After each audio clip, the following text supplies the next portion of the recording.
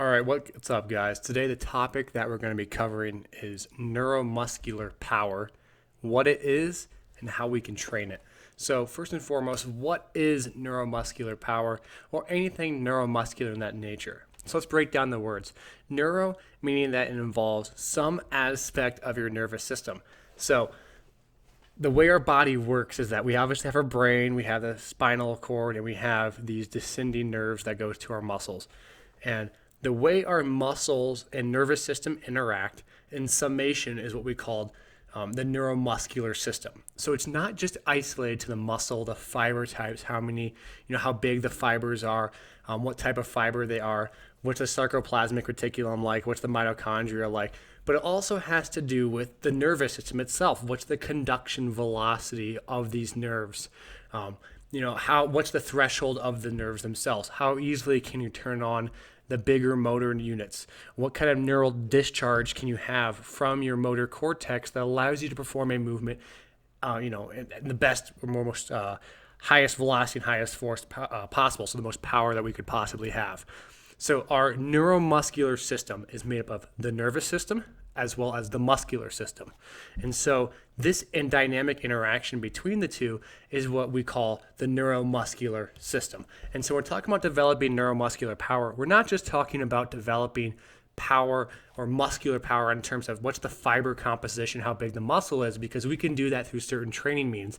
But we're also training the dynamic interaction itself, which means that when we piece together this full puzzle, all these aspects play a role. So obviously, strength training, things where muscles grow, give us the potential for that muscular system to work. But it's our nervous system that allows us to coordinate dynamic movements and these muscles themselves that we've developed to perform in a way that we like them to. So when we look at developing muscular power, there's obviously the context that people talk about. We need maximal strength. We need the ability, the raw machinery of the muscles themselves to actually produce force.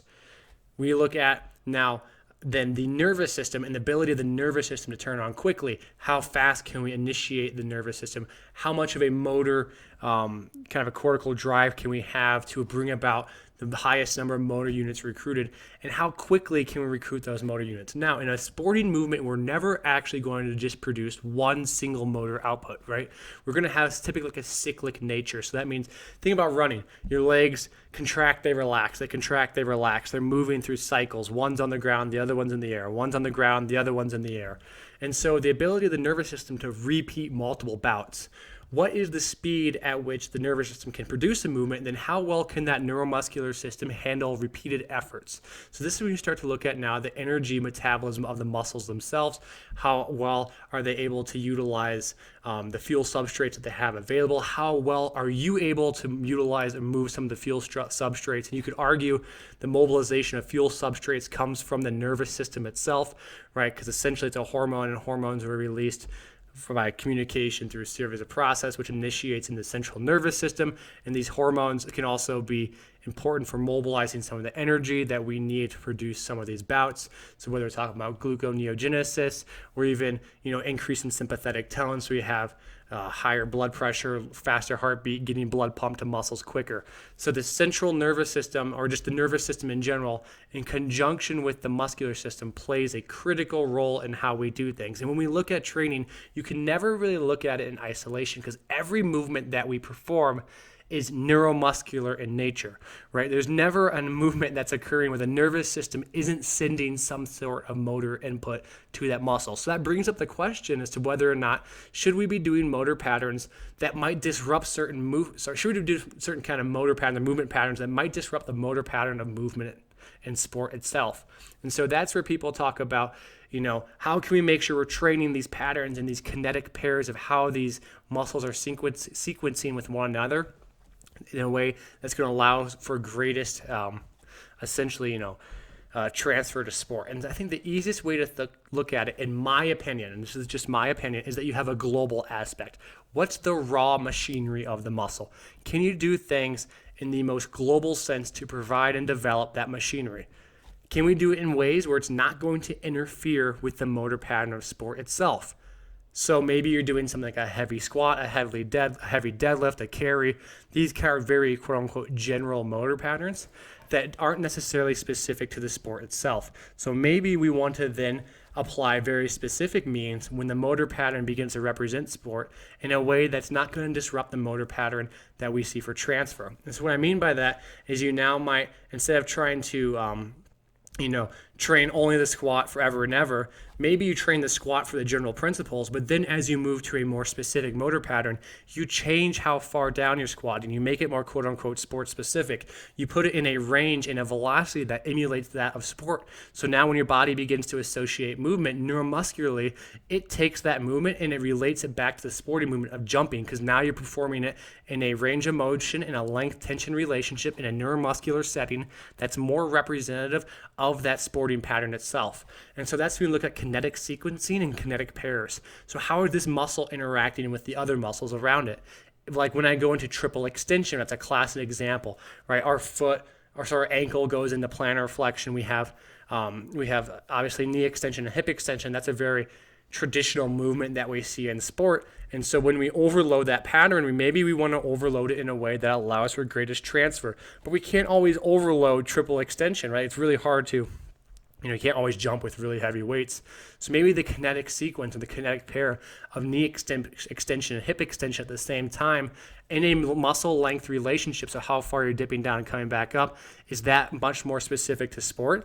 And then so maybe you do different pairs, so working on knee extension and ankle extension. But you got to look at how the joints cross each other as well, because obviously if you're doing knee extension and ankle extension, but your hip isn't getting extended, where that knee extension has to coincide with hip extension, because we look at how the rectus femoris moves and how some of our hip flexors work, where they cross multiple joints. They're considered biarticulate. And so we need those to function together as well. This is where watching sport, watching movement can really help. You can begin to look at different movement patterns and say, okay, I see how neuromuscularly these joints and how these dynamic interactions are working with one another. At the same time, outside of that kinetic sequencing and how those things are processed, you can also look at whether or not the speed and the intensity at which these are occurring are similar to that of sport. So is the nervous system firing at the same speed that it is in sport, right? When you lift something really heavy, well, that's maximal intent. When you sprint, that's maximal intent. When you do something, any sporting movement, that's typically near maximal intent. And so that's why people often associate things like heavy squats or heavy movements, or even like the Olympic movements like a clean, because those typically are done with maximal intent with good transfer to sport, because that, the intent is behind it. But that's not the only thing in isolation. If you look at some of the Russians and what they used to do, they talked about how this periodization model, or whatever you want to call it, the programming model, because Yuri Verkhoshansky didn't necessarily agree with the kind of monolithic or stagnant periodization process that they had. But you look at it in a way that you say, okay, here are my general movements. I know I can get benefit for, or I can get transfer into sport with some global aspects of strength being developed. And then maybe once those global aspects of strength no longer improve the sporting aspects, so the transfer is reduced, we've moved to more and more specific movement patterns that allow for greater and greater transfer. So from the spectrum, you start very global, you see what you can get with a very global aspect in regards to transfer, and then you move across the specificity in regards to speed, velocity, and how they interact with one another, because you start from a global aspect, so you develop the machinery, the raw muscular properties, and then you move from a neuromuscular specificity aspect, so now you're intertwining some of those dynamics of how quickly can you turn the system on to get that benefit. And that's where doing things where maybe you're looking at certain plyometric movements, certain movement patterns. You can do certain position-specific isometrics, on-loaded to loaded movements, band-assisted movements. These are all aspects that quote-unquote affect the neuromuscular system. I don't necessarily like that term, because what isn't the neuromuscular system? But it's the simple idea that you're putting the body in a position for some aspect of overload that's going to challenge the motor pattern itself that might aid in the development.